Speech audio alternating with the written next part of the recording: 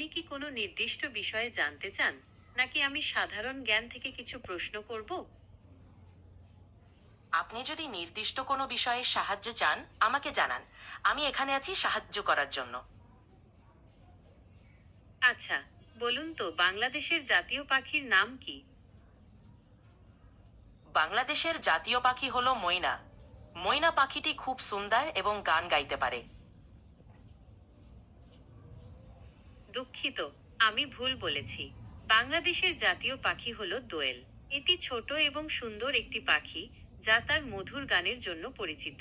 আপনি কি বাংলাদেশের জাতীয় ফুল সম্পর্কে জানতে চান? হ্যাঁ, বাংলাদেশের জাতীয় ফুল হলো শাপলা।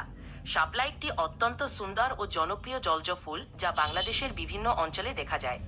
এটি বাংলাদেশের সাংস্কৃতিক ও প্রাকৃতিক ঐতিহ্যের একটি অংশ। ঠিক বলেছেন, শাপলা ফুল দেখতে খুবই সুন্দর। আপনি কি বাংলাদেশের জাতীয় ফল সম্পর্কে জানতে চান? হ্যাঁ, বাংলাদেশের জাতীয় ফুল হলো শাপলা। এটি একটি জলজ ফুল যা বাংলাদেশের বিভিন্ন অঞ্চলে দেখা যায়। শাপলা ফুলটি বাংলাদেশের প্রাকৃতিক সৌন্দর্যের প্রতীক এবং এটি দেশের সংস্কৃতি ও ঐতিহ্যের একটি গুরুত্বপূর্ণ অংশ।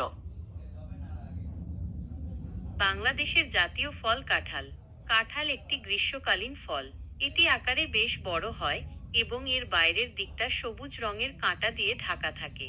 কাঁঠাল পেকে গেলে এর ভেতরটা হলুদ রঙের হয় এবং খেতে মিষ্টি লাগে। কাঁঠাল সত্যি একটি মজার ফল, তবে এটি বাংলাদেশের জাতীয় ফল নয়।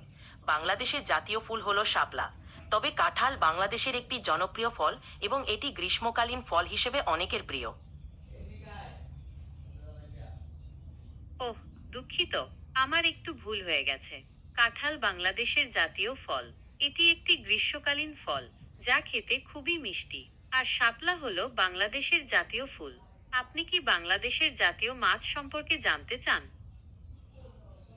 হ্যাঁ, বাংলাদেশের জাতীয় মাছ হলো ইলিশ। ইলিশ একটি জনপ্রিয় এবং সুস্বাদু মাছ যা বাংলাদেশের নদী ও সমুদ্রের প্রাকৃতিক সম্পদ। এটি বাংলাদেশের সংস্কৃতি ও খাবারের একটি গুরুত্বপূর্ণ অংশ। ইলিশ মাছের নানা পদ জনপ্রিয় এবং এটি বাংলাদেশের মানুষদের জন্য একটি প্রিয় খাবার। ঠিক বলেছেন, ইলিশ বাংলাদেশের জাতীয় মাছ। এটি একটি সুস্বাদু মাছ এবং বাংলাদেশের অর্থনীতিতে গুরুত্বপূর্ণ